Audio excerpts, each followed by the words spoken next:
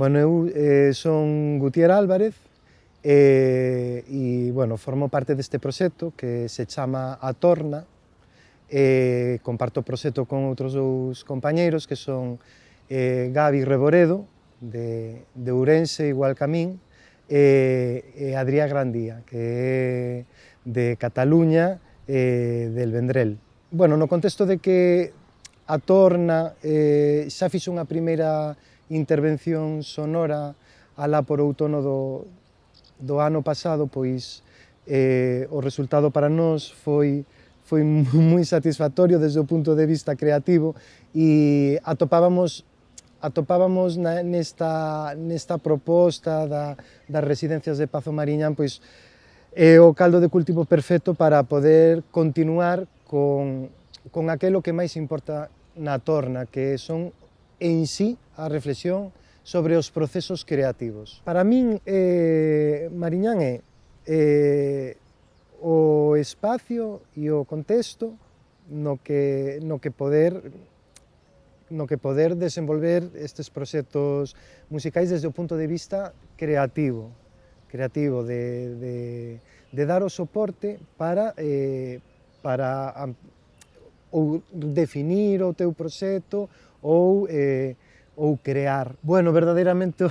espazo dende todo punto de vista é abrumador e é verdadeiramente fermoso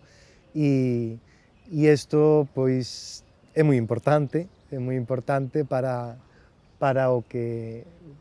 aquí se tece e se intenta facer. Entrégase unha solicitude formal, porque todo isto funciona a través da Diputación da Coruña, e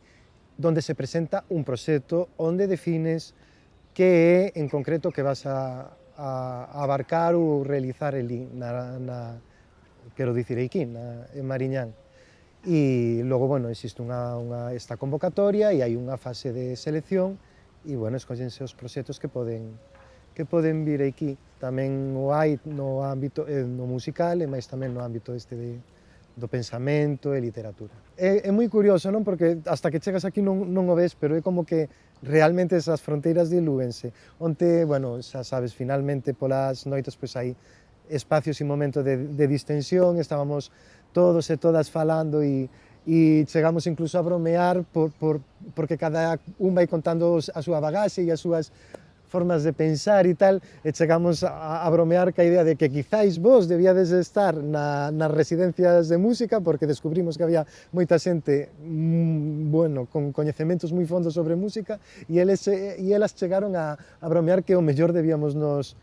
dedicarnos a pensar e a facer literatura por o mellor algunhas ideas e reflexións que lanzamos, así que, a ver, máis alá da broma,